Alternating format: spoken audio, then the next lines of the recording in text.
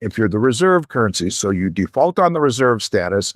And that's when the concept of backing the back end of the bond market with gold, which would allow you to have zero upfront borrowing costs, redeemability in gold, where Judy Shelton's ideas come into effect, meshed with the Genius Act at the front end of the market that creates synthetic demand for short-term treasuries. Anytime money moves from next year forward, whether you're buying a pack of cigarettes or a new house, it will be backed by stablecoins, backed by U.S. Treasuries. And interest that those treasuries hold is not transferable. So what are companies like Tether doing? They're buying gold, more gold than any entity in the world. Who's the CEO of USA Tether? Bo Hines, previous crypto czar. So you have a situation where I could see a wink, wink, nod, nod, and they say to Tether, you're going to buy gold nonstop. You're going to push the price of gold higher. The only neutral reserve asset by which you measure another currency or asset. As gold goes higher, the dollar falls, making it easier to pay off the debt, easier to sell manufacturing. And at a zero coupon bond that Judy Shelton talks about, redeemable in gold in 5, 10, 20, 30, and 50 years, you can have zero upfront borrowing, bring back and rebuild manufacturing, pay off in gold that keeps going higher as everyone who issues money. They're going back to what it used to be as the basis of all of these currencies. Multipolar. And I think that the actions by the Trump administration is to slow down the move away from the dollar. And I think the Iran war is backfiring. I think that's why we're seeing this incredible use of force. They don't care what the public thinks because the dollar, saving the dollar is more important than what the public is experiencing right now and what so they're just going for it because they have to, I think is what's happening. Can I play devil's advocate? Because there's half of me that believes that to be true. But let's take the other side of it. And I've said this on your show. Great. Yeah. I'm the only person that I know of that is saying this, right? And either I'm stupid or I just have the courage to say it. And I've said it a lot in front of big audiences with much smarter people on panels in an audience with me, and very few push back. Now, let's look at the other side. What if it's the opposite of that? What if he's actually trying to piss everybody off and to do something different? There was an article, and I am going to text it to you right now. There was an article, and maybe you can pull this up. I don't know if you can, but there was an article that was posted in Zero Hedge. I must text you right now. I don't know if. Well, also. At least explain it, and then also talk about why. Oh, I got it.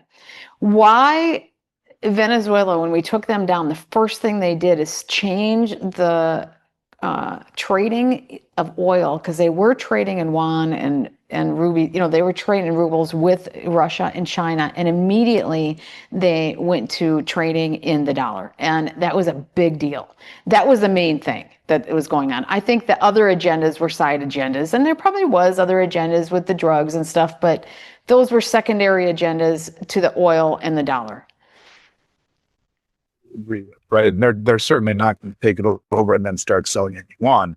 But the point I'm getting at is simply that you can see by that chart, and if you click on the pink chart, you'll see like this is all the countries and the lack of trust that they have in us, where we're going around and sanctioning. The trust in the United States. Yep.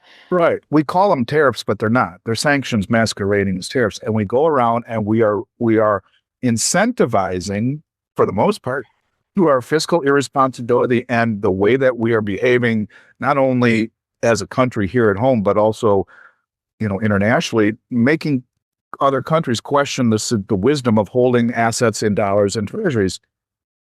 When you look at a country that is 39 trillion in debt with 175 trillion, when you watch Ray Dalio in his podcast a month ago saying 60% of America has a literacy rate of the 6th grade or less, when you realize that we are broke, we're insolvent, we're uneducated, and we make nothing anymore.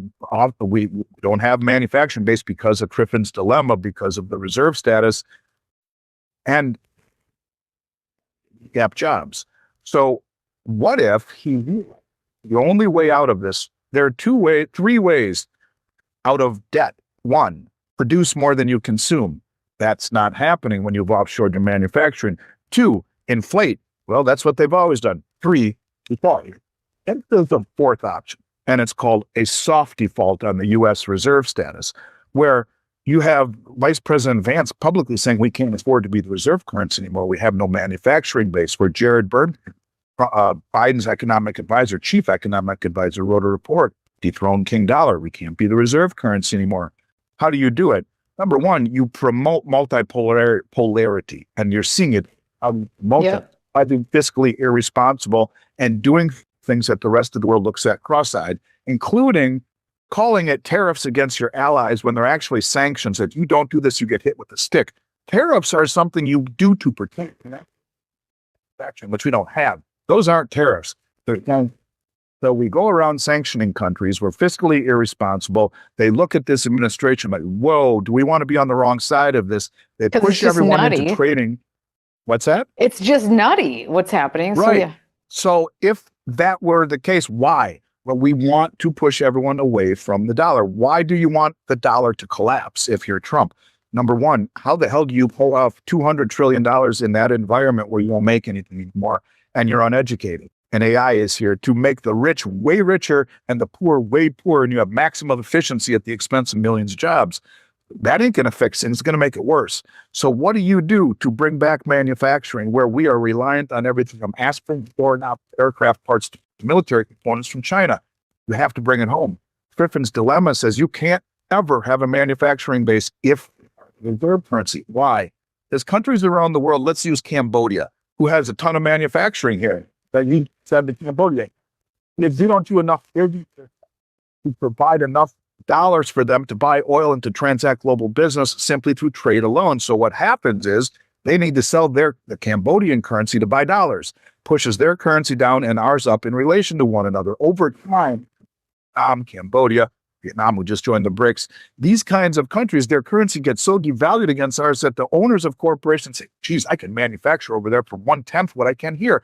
So you eviscerate your manufacturing base. That's Triffin's dilemma. So you default on the reserve status, let your currency collapse, not only to pay off your debt, but to have the ability to sell your manufacturing to the rest of the world in a dollar that is no longer super strong against everyone else, because now everyone else is trading their own currency, building their own ecosystem through multipolarity. In other words, I believe that Trump realizes, or someone in the administration realizes, the only hope for future generations in this country is to bring back manufacturing. And you cannot do that if you're the reserve currency. So you default on the reserve status. And that's when the concept of backing the back end of the bond market with gold, which would allow you to have zero upfront borrowing costs, redeemability in gold, where Judy Shelton's ideas come into effect, meshed with the Genius Act at the front end of the market that creates synthetic demand for short-term treasuries. Anytime money moves from next year forward, whether you're buying a pack of cigarettes or a new house, it will be backed by stablecoins, backed by U.S. treasuries. And interest that those treasuries hold is not transferable. So what are companies like Tether doing? They're buying gold, more gold than any entity in the world other than. Who's the CEO of USA Tether? Bo Hines, Trump's previous crypto czar.